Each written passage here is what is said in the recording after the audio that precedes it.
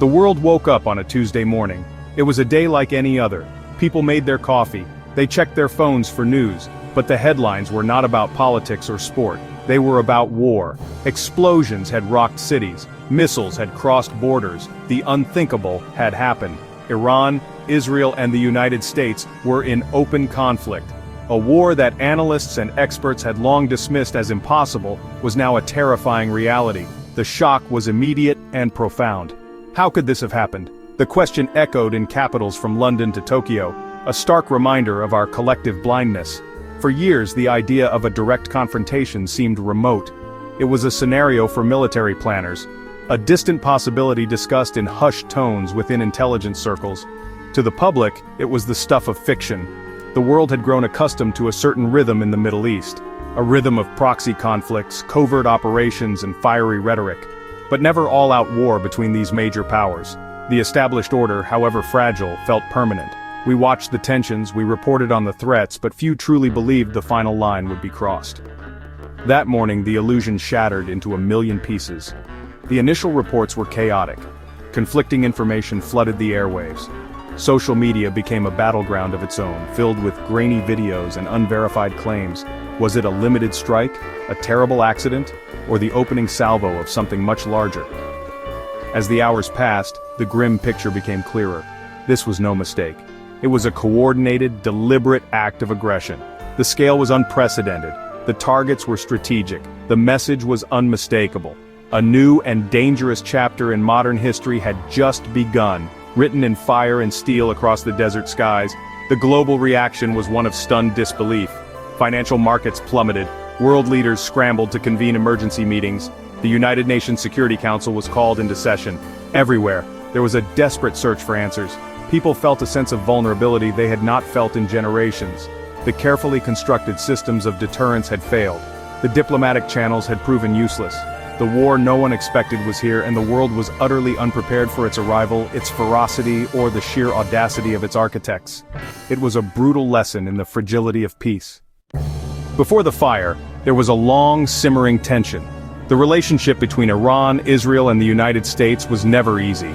It was a complex web of history, ideology, and strategic interests. For decades, they existed in a state of undeclared war. Iran sponsored proxy groups across the region. Israel conducted covert operations deep inside Iran. The United States imposed crippling economic sanctions. This was the accepted norm. A dangerous but seemingly stable equilibrium. A state of conflict that was managed just below the threshold of open warfare, a dance on the edge of a precipice. Israel viewed Iran as an existential threat. The rhetoric from Tehran promising Israel's destruction was taken with deadly seriousness. Iran's pursuit of nuclear technology was, for Israeli leaders, a red line that could not be crossed. Every new centrifuge that spun in an underground facility was seen as another tick of a doomsday clock. This fear drove Israeli policy. It led to assassinations of Iranian scientists. It fueled cyber attacks on nuclear infrastructure. It created a state of permanent vigilance, a nation forever preparing for a war it hoped would never come, yet one it felt was inevitable. For Iran, the United States was the great Satan, an imperialist power that sought to dominate the Middle East and topple its revolutionary government. The memory of the 1953 US-backed coup was deeply ingrained in the national psyche.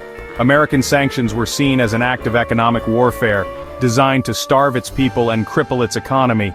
The massive US military presence in the region, with bases in neighboring countries, was perceived as a constant and direct threat. This narrative of victimhood and defiance was a powerful tool for the regime, uniting the country against a common enemy. This tense triangle of animosity created the backdrop for the conflict. It was a history that everyone knew, but perhaps grew too comfortable with. The world watched the verbal sparring and the shadow wars for so long that it became background noise. The constant threats became normalized. The proxy battles in Syria, Yemen, and Lebanon were seen as contained. We failed to appreciate that beneath the surface, pressures were building to an unbearable degree. The fragile peace was not a peace at all. It was merely a long, drawn-out prelude to a war that was waiting for its moment to ignite. The world was blindsided for a simple reason. Everyone was guilty of a colossal failure of imagination. Western intelligence agencies in particular operated on a set of core assumptions. The primary assumption was that Iran's leadership was rational. They believed Tehran would never risk a direct war with the combined military might of the United States and Israel. The potential for regime change, for complete and utter destruction, was seen as the ultimate deterrent. This logic seemed sound. It had held for over 40 years. It was the bedrock of American and Israeli strategic thinking. Furthermore, the focus was almost entirely on Iran's nuclear program. This became the lens through which all of Iran's actions were viewed. Every move was interpreted as a negotiation tactic, a bit of leverage to bring the West back to the bargaining table for sanctions relief. The conventional wisdom was that Iran's military was a paper tiger. It was seen as technologically backward, equipped with aging hardware, and incapable of sustaining a high-intensity conflict. Its conventional forces were believed to be no match for the advanced air forces and naval power of its adversaries. This assessment was dangerously incomplete. Economic desperation was also factored into the equation. Years of sanctions had taken a heavy toll on the Iranian economy. Inflation was rampant. Public discontent was simmering. Analysts believed the regime was too preoccupied with its own survival to contemplate a major foreign adventure. A war would be ruinously expensive and could trigger a popular uprising. Starting a conflict seemed like an act of suicide, not a strategic choice. The belief was that Iran was contained, weakened, and focused inward. The possibility that they might see war as a solution to their problems was dismissed. This combination of factors created a powerful confirmation bias. Intelligence reports that highlighted Iran's conventional military advancements were often downplayed. Warnings about their sophisticated drone and missile capabilities were noted, but not given the weight they deserved. The world saw what it expected to see, a weakened state, posturing on the world stage but ultimately deterred. No one seriously considered that Iran might have a different calculation of risk. No one believed they would willingly choose to light the fuse. This was the great miscalculation, a collective blind spot that would have devastating consequences. When the war began, the world expected a swift and decisive victory for the US and Israel. But that is not what happened. Iran revealed that it had been preparing for this exact scenario for decades. It hadn't tried to match its enemies tank for tank, or jet for jet. Instead, it had perfected the art of asymmetric warfare. It focused on its strengths: ballistic missiles, armed drones, and a sophisticated network of proxy forces. This was a strategy designed to bypass its opponent's technological superiority and strike at their vulnerabilities with precision and overwhelming numbers. The first hours of the conflict were a terrifying demonstration of this strategy. Iran unleashed a swarm of thousands of drones and missiles, and really this was not a random barrage, it was a highly coordinated attack. Cheaper, slower drones were launched first, specifically to overwhelm and deplete Israel's sophisticated air defense systems like the Iron Dome. They acted as bait. As the defenders were busy intercepting the decoys, the more advanced, faster, and more powerful ballistic and cruise missiles followed behind them, slipping through the gaps to strike their intended targets with shocking accuracy. The sheer scale of the attack was something no defense system had ever been designed to handle. Iran's technological preparations were far more advanced than anyone had believed. They had developed highly accurate guidance systems for their missiles. Their drones had impressive range and stealth capabilities, allowing them to penetrate deep into enemy airspace undetected. Furthermore, they had mastered electronic warfare.